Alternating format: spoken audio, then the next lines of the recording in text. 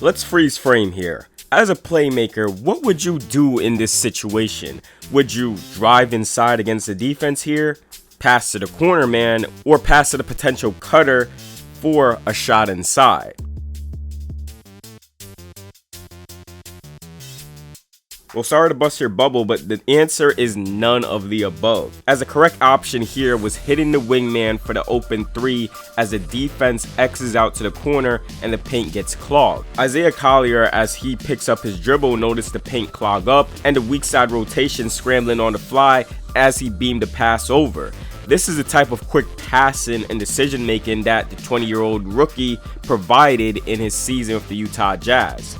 The Jazz set up a Spain pick and roll for Collier, having Collins pop and Sexton roll into space, which is kind of crazy. A guard rolling into space and a big popping. 2025 NBA. I love the patience he has here to where he sees the weak side help step over, which frees up the pass to Markkanen in the corner. Even in a moment here where he comes off the screen, the defense switches. Okay, maybe he has a space for a pull-up jumper here, which is a fair thing to take. And you can see two defenders are just crowding him. The window to pass to the cutter is just tightening up a bit, but he is still able to beam a bounce pass to the open man for a shot. His passing shines also in transition to where he can get into the paint, spin, jump in the air, and throw a one-hand pass to the corner man. Collier is more of a pass-first player, a guy who has shown he can make passes within the flow of set plays, off of dump-offs, kickouts, and there is flashes of manipulation in his game, and he can hit bounce passes, one-hand passes, jump passes. He has shown in his rookie season a lot of passing versatility in his bag. And another test here off the drive, should he beam the pass to the corner man or to the cutter? Because as he takes off and jumps in the air, he is just losing time to make a decision. He sees Davis rotate out to the corner, and so at the last second, he just beams his jump pass right over to Collins for the dunk.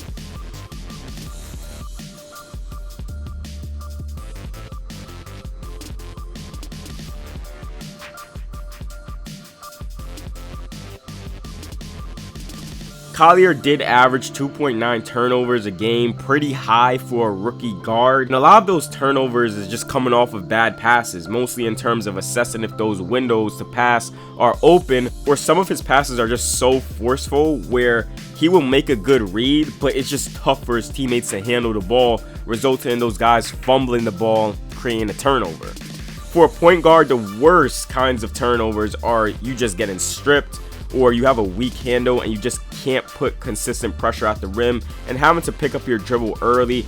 Those are the turnovers where the defense dictates your play. Collier doesn't really have that problem. Yes, the bad passes are there, but it's almost him trying to make something happen rather than just him coughing the ball up. It's best to try and fail and trying to make something happen. It's just how you learn and improve over time. And that's just not even a basketball thing. That's a life thing. You gotta try stuff and you gotta fail at stuff. As a rookie playing on a team that's not competing, it's okay to test stuff out. And he has that balance of a passer to where he can be safe in his approach and also branch into some very nifty passes that shows off his ability to read what's consistently going on the floor. There's a level of patience he does operate with as a lead guard, especially in the pick and roll, stalling out his dribble, engaging the secondary defender, then dumping it off or kicking the ball out. What really annoys me is that I love Collier, but the shooting is just not NBA ready. It's not there at all. And that's going to be a skill that makes him either a bench player or a high-level starter. Just that one skill. The thing is, at least for the three-point shooting off the catch, his mechanics doesn't seem all bad. It doesn't look ugly to me. Is it the quickest jumper? No, but his lower body mechanics looks very solid. The process getting on balance and into his shot off the catch with hopping into his jumper to get in rhythm, it's consistent. Also just very much so turned and aligned to the rim. It's good lower body mechanics. But then there are times I'm like, is he getting enough lift? Is he trying to rush his jumper? Or is there something, I have a feeling it's just something in his upper body mechanics that's just not there. That's just throwing his shot off or something. Or just something inconsistent that's happening there. Because I'm looking at the lower body stuff and it just looks clean. Unless if I'm missing something there. Even if he gets his percentage up as an off-the-catch three-point shooter, I'd be satisfied. The shooting overall would just open up the rest of his game. What will broaden more of that pick and roll game is just building on a quicker and efficient pull-up jumper or even a floater he can fall back on. It just adds to that scoring pressure. 36% mid-range shooter as a guard, it's not going to cut it, man. It's just not. What contributed to Collier's impressive passing and 6.3 assists average was his ability to consistently get a foot in the paint off of drives, which as a rookie, that is a very, very, very good skill to have coming right out of the gates. Like, once he gets a step inside, defense's focus is on him and he can draw in multiple guys. He operates at a 34% frequency at the rim, shooting 66% at the rim, which is a very good mark also for a stocky 6'3 guard.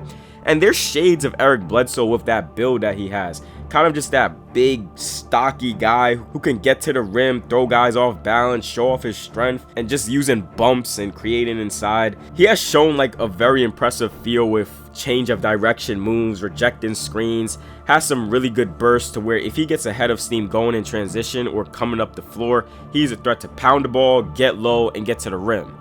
The ability to just stay on balance and strong through contact has also been an impressive skill of Collier when getting to the rim. He is very much a below the rim guy, but he has shown the ability to carve out angles or get a step by his defender or the help defender on his way to the rim. This right here is just an absurd work that he was doing where he comes off this double ball screen and just plays with shooter's momentum, hitting a snatch back, sees Looney stepping up and splits the defense. Just ridiculous stuff on his way inside for a layup. And he is pretty good playing with defenders' momentum, hitting change of direction moves and getting defenders to just play from behind. He also has a good amount of these drives where he rejects a screen, like Kessler's coming up here right for that drive. Green isn't really in much of a defensive stance, but he sees a screen coming and he prepares for it. And then Collier just hits him with a cross going left, attacking that top foot, and then one bump getting into his body, and then he hits him with another bump. Like, that frame is really good for him.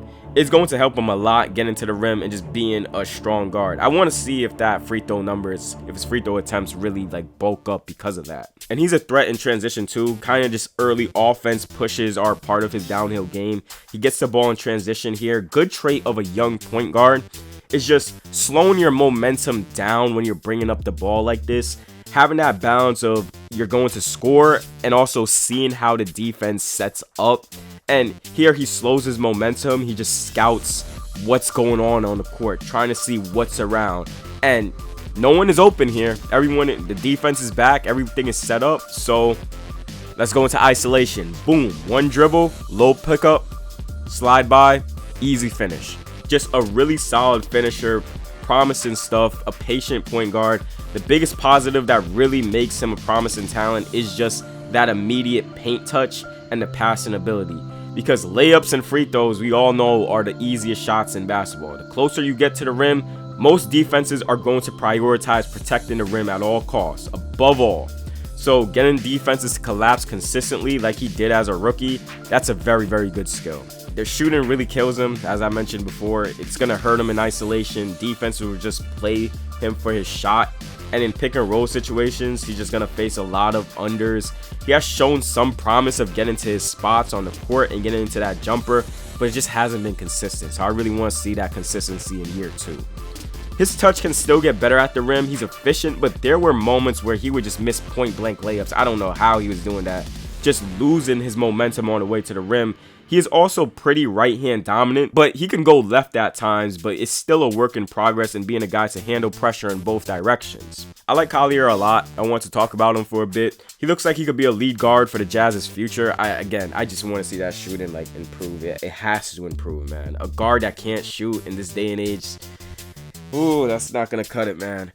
But anyway, if you enjoyed the video, please do give it a like and subscribe to the channel for more NBA breakdowns like these. What are your thoughts on Isaiah Collier? Do you believe in him? Do you not believe in him?